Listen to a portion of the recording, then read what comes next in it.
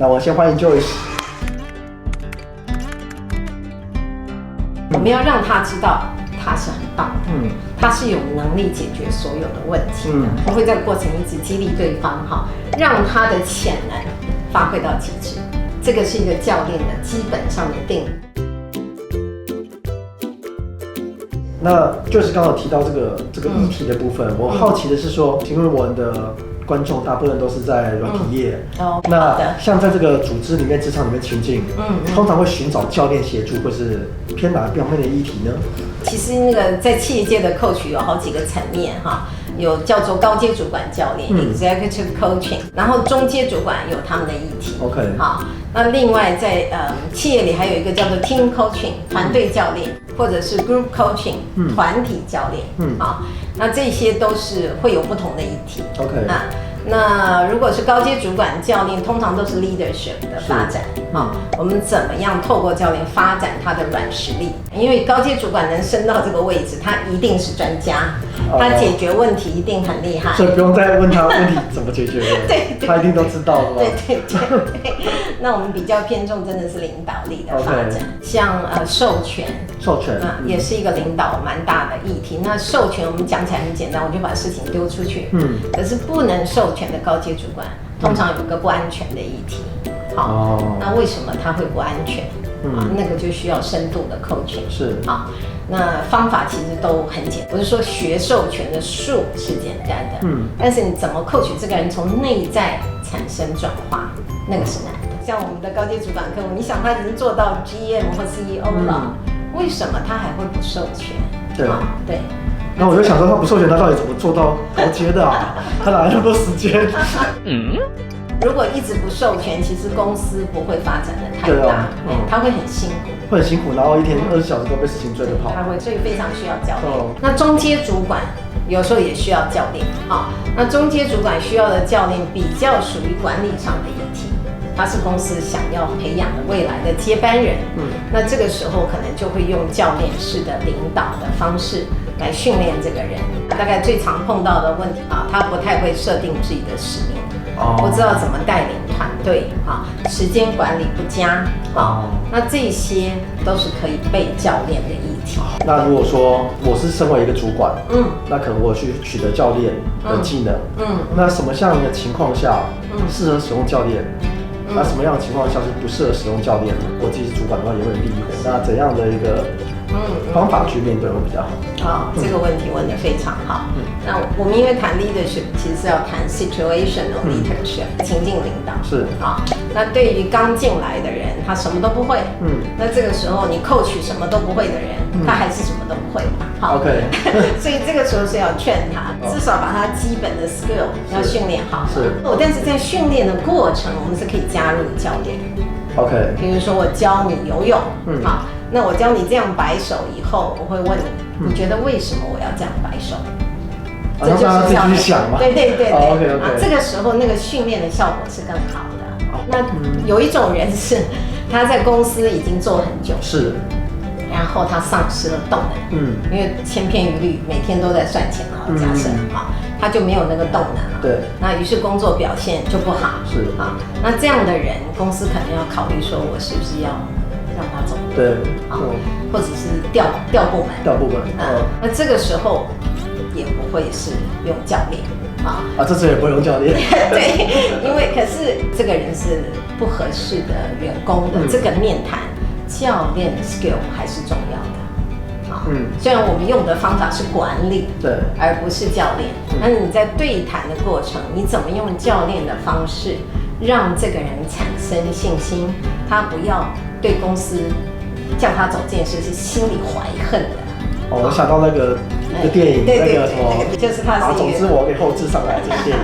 好，如何让一个很开心的走，然后还充满了目标，充满了能量，然后往前走。然后其实我是被炒掉了。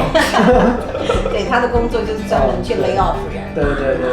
那他怎么样用一个教练式的对话？原来那个就是教练式对话。是，他是。我一直没有想到这一题，也可以回去来看一下。我以前看的时候，我就觉得这个是在敷衍他，找另外一个路给他去走这样子，只是单纯安慰他而已。那听起来好像现在来看这个观点，我觉得是可以重新看一次哦。是。那另外2种员工就是我们经常用到教练，就他能力又强，然后他又心态又很好。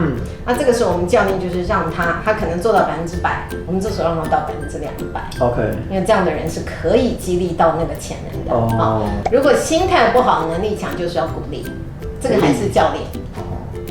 就是他，就可能我觉得，他可能你觉得他就可以做到，对，他可能可以做到100分，但是你觉得他每次出来就是60分那种感觉，对，就是你可以做到，为什么不鼓励呢？对，那这个通常跟他的价值观有关系 ，OK， 或者很有可能他家里发生了什么变故，那也是需要我们去关心的 ，OK， 然后激发他原来那个动力，他当初为什么可以做那么好？那个出发心到哪里去了？对，那100分基础一定是我看到的，我才会知道，才会知道。所以那个也是一个教练式的谈话。OK。所以大概几乎我觉得每一种形态的员工，都会用到教练式对谈，只是多跟少。是。就是刚刚提到的例子是工作上面嘛？对。那我好奇，通常除了工作，会有怎么样的议题来寻求教练协助呢 ？Life coaching。生命教练，生命教练。那大家可能觉得生命教练好像不应该花钱请教练事实上这个大家私自掏腰包请教练最多的是这个最多是这个，反而不是职业上面的，是生命上面的。对，现在很多人真的很震惊。现在离婚的人很多所以来找这个情感教练。我以为那个离婚会去找，比如说婚姻諮商，或是说心理諮商。也有那教练跟心理諮商中的差异会是有差异。对，心理諮商比较是针对他们的问题心理问题。对那如果这对夫妻自己觉得我们心理是没有问题的，他为什么要去找諮商？通常他们就宁愿找教练所以那个教练可以coach这样的议题。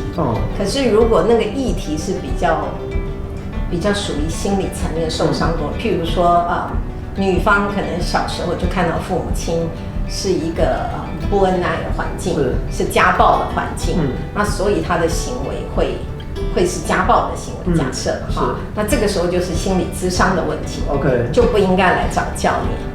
那我们教练通常会去判断什么时候应该把这样的人推荐给諮商师。就是说，我是那个伤痕很深刻的就不适合，可以总结成这样子。对，伤痕中深刻的适合諮商。是。那如果没什么伤痕，想要知道往下走如何走，就是找教练。是。所以个人的部分会花钱来请教练是相当多的。就是我现在可能30岁了，我工作了10年，那我下一步要往哪里去走那我未来到底要创业呢，还是我要在这个 corporate 这里头慢慢爬？那我到底要爬到我要做哪一个职务？这些都是可以被教练的。那就是我好奇，就是如果对一般的就是我上班族来说，有什么资源你可以去学习教练这个技能呢？那当然，建议是什么？那当然是来打针学习喽。好，我们打针教练学校因为已经创办10几年，我们是2008年建立的，到现在其实台湾第一个培养出来的 MCC 就是大师教练，就在打针培养出来。我自己觉得要学教练有很多教练学校可以选台湾就起码有2家它是可以给真正国际证照的那还有国际的，就是他用网络上课的也蛮多家。那我觉得我们一定要透过实体的演练，才能够把真正教练落实。所以刚刚 Joyce 讲到就是教练使用情境呢，然后还有跟教练什么时候适合去使用，然后针对不同的议题其实教练都有发挥的空间。那我自己也是在打针学习这个教练的课程，然后我发现我对人生的视角感觉有很多的变化可以去切换。那我觉得很难去形容这个感觉，我只能说这个看人生的角度好像有完全的转换。那我们今天很开心有 Joyce 来跟我们分享这个教练的议题。好，谢谢大家，谢谢。